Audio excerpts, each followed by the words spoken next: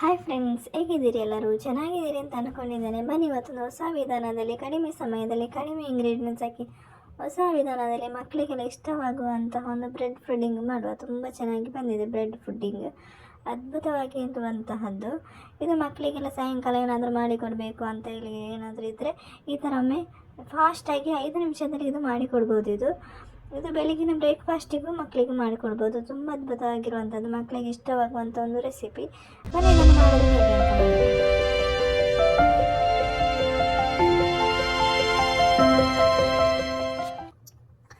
ಇಲ್ಲಿ ನಾನು ಮೊದಲಿಗೆ 2 ಟೇಬಲ್ ಸ್ಪೂನಷ್ಟು ಕಸ್ಟರ್ಡ್ ಪೌಡರ್ ತಗೊಂಡಿರೋದು. ಈಗ ಇದನ್ನು ಒಂದು ಬೌಲಿಗೆ ಹಾಕ್ತಾ ಇದ್ದೇನೆ. ಈಗ ಇದಕ್ಕೆ ಸ್ವಲ್ಪ ನೀರು ಹಾಕಿ ಚೆನ್ನಾಗಿ ಕಲಸ್ಕೋಬೇಕು. ಇದು ಚೆನ್ನಾಗಿ ಸ್ವಲ್ಪ ನೀರು ಹಾಕಿ ಚೆನ್ನಾಗಿ ಕಲಸ್ಕೋಬೇಕು. ಗಂಟೆ ಇಲ್ಲದೆ ಚೆನ್ನಾಗಿ ಕಲಸ್ಕೋಬೇಕು. ಇದನ್ನು ನೋಡಿ, ಈ ಥರ ಇದು ಚೆನ್ನಾಗಿ ಕಲಸ್ಕೋಬೇಕು. ಈಗ ಇದು ಸೈಡಲ್ಲಿ ಇರಲಿ. ಇಲ್ಲಿ ನಾನು ಹಾಲು ಬಿಸಿ ಆಗಲಿಕ್ಕೆ ಇಟ್ಟಿದ್ದೇನೆ. ನೋಡಿ, ಇದು ಹಾಲು ಕುದಿ ಬಂದಿದೆ. ಈಗ ಇದನ್ನು ಮೀಡಿಯಮ್ ಫ್ಲೇಮಲ್ಲಿ ಇಟ್ಟು ನಾನು ಕುದಿಸ್ತಾ ಇರೋದು. ಕುದೀತಾ ಇದೆ ಹಾಲು. ಈಗ ಇದಕ್ಕೆ ನಾವು ಮಾಡಿರುವಂಥ ಕಸ್ಟರ್ಡ್ ನೀರು ಹಾಕಬೇಕು. ಇದಕ್ಕೆ ಮೀಡಿಯಮ್ ಫ್ಲೇಮಲ್ಲಿ ಇಟ್ಟು ಕಸ್ಟರ್ಡ್ ನೀರು ಹಾಕಬೇಕು. ಸ್ವಲ್ಪ ಸ್ವಲ್ಪ ಹಾಕಿ ಮಿಕ್ಸ್ ಮಾಡಬೇಕು. ನೋಡಿ, ಈ ಥರ ಮಿಕ್ಸ್ ಮಾಡಬೇಕು. ಈಗ ಉಳಿದಿರುವಂಥದ್ದು ಕೂಡ ಹಾಕ್ತಾ ಇದ್ದೇನೆ. ಚೆನ್ನಾಗಿ ಮಿಕ್ಸ್ ಮಾಡಬೇಕು. ನೋಡಿ, ಈ ಥರ. ಈಗ ಇದನ್ನು ಚೆನ್ನಾಗಿ ಕುದಿಸ್ಕೋಬೇಕು. ಕಸ್ಟರ್ಡ್ ನೀರು ಹಾಕಿದ ಮೇಲೆ ಈಗ ಇದಕ್ಕೆ ನಾನು ಸ್ವಲ್ಪ ಅರಿಶಿನ ಹುಡಿ ಹಾಕ್ತಾ ಇದ್ದೇನೆ. ನಾವು ಕಲರಿಗೆ ಬೇಕಾದರೆ ಸ್ವಲ್ಪ ಅರಿಶಿನ ಹುಡಿ ಹಾಕ್ಬೋದು. ಈಗ ಇದಕ್ಕೆ ನಾನು ಸಿಹಿ ಎಷ್ಟು ಬೇಕು ನೀವು ನೋಡಿಕೊಂಡು ಸಕ್ಕರೆ ಹಾಕ್ಬೋದು. ನಾನು ಇಲ್ಲಿ ಒಂದು 2 ರಿಂದ 3 ಟೇಬಲ್ ಸ್ಪೂನು ಸಕ್ಕರೆ ಹಾಕ್ತಾ ಇದ್ದೇನೆ. ಇದು ಅರಿಶಿನ ಹುಡಿ ಹಾಕಿದರೆ ಮಕ್ಕಳಿಗೆಲ್ಲ ತುಂಬ ಒಳ್ಳೆಯದು. ಇದು ಹಾಲಿಗೆ ಅರಿಶಿನ ಹುಡಿ ಹಾಕಿದರೆ ನಾನು ಯಾವುದೇ ಕಲರ್ ಇಲ್ಲಿ ಯೂಸ್ ಮಾಡ್ತಾ ಇಲ್ಲ.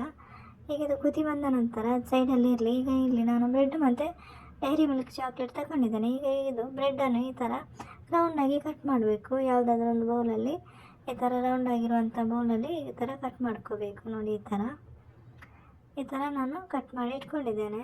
ನೋಡಿ, ಈ ಥರ ರೌಂಡ್ ಆಗಿರುವಂಥ ಯಾವುದಾದ್ರೂ ಒಂದು ಬೌಲಲ್ಲಿ ಈ ಥರ ಕಟ್ ಮಾಡಿಕೊಂಡ್ರೆ ಆಯಿತು. ನೋಡಿ, ಈ ಥರ ನಾನು ಎಲ್ಲವನ್ನು ಕೂಡ ಕಟ್ ಮಾಡಿ ಇಟ್ಕೊಂಡಿದ್ದೇನೆ.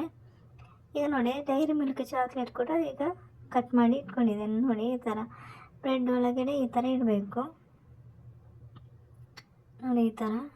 ಇದು ಮಕ್ಕಳಿಗೆಲ್ಲ ತುಂಬ ಇಷ್ಟ ಆಗುವಂಥ ಒಂದು ರೆಸಿಪಿ. ಇದು ಮಕ್ಕಳಿಗೆಲ್ಲ ಹೇಳುವಂಥ ರೆಸಿಪಿ. ಇದು ತುಂಬ ಚೆನ್ನಾಗಿರುವಂಥದ್ದು, ಮಕ್ಕಳಿಗೆ ಇಷ್ಟವಾಗುವಂಥ ಒಂದು ರೆಸಿಪಿ. ಇದು ಒಮ್ಮೆ ಟ್ರೈ ಮಾಡಿ. ನಿಮ್ಮ ಅನಿಸಿಕೆ ಅಭಿಪ್ರಾಯಗಳನ್ನು ಕಮೆಂಟ್ ಬಾಕ್ಸಲ್ಲಿ ತಿಳಿಸಿ. ಹಾಗೆ ಸಬ್ಸ್ಕ್ರೈಬ್ ಮಾಡೋದನ್ನು ಮರಿಬೇಡಿ. ನೋಡಿ, ಈ ಥರ ಎಲ್ಲವನ್ನು ಇಟ್ಕೊಂಡು ಆಗಿದೆ.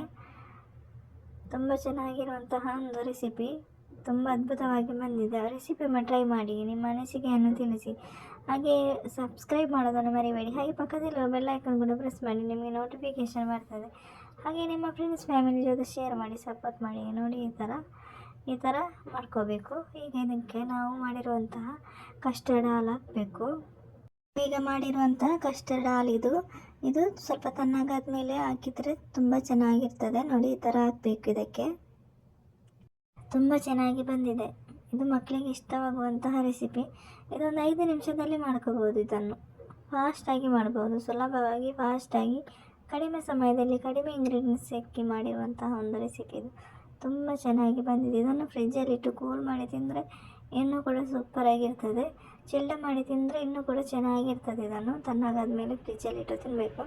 ತುಂಬ ಅದ್ಭುತವಾಗಿರುವಂತಹ ಒಂದು, ಮಕ್ಕಳಿಗೆಲ್ಲ ಇಷ್ಟವಾಗುವಂಥ, ಎಲ್ಲರಿಗೂ ಇಷ್ಟವಾಗುವಂಥ ಒಂದು ಅದ್ಭುತವಾಗಿರುವಂಥ ಒಂದು ರೆಸಿಪಿ. ತುಂಬ ಚೆನ್ನಾಗಿ ಬಂದಿದೆ. ರೆಸಿಪಿಯೊಮ್ಮೆ ಟ್ರೈ ಮಾಡಿ. ನಿಮ್ಮ ಅನಿಸಿಕೆ ಅಭಿಪ್ರಾಯಗಳನ್ನು ಕಮೆಂಟ್ ಬಾಕ್ಸಲ್ಲಿ ತಿಳಿಸಿ. ಹಾಗೆ ಸಬ್ಸ್ಕ್ರೈಬ್ ಮಾಡೋದನ್ನು ಮರಿಬೇಡಿ.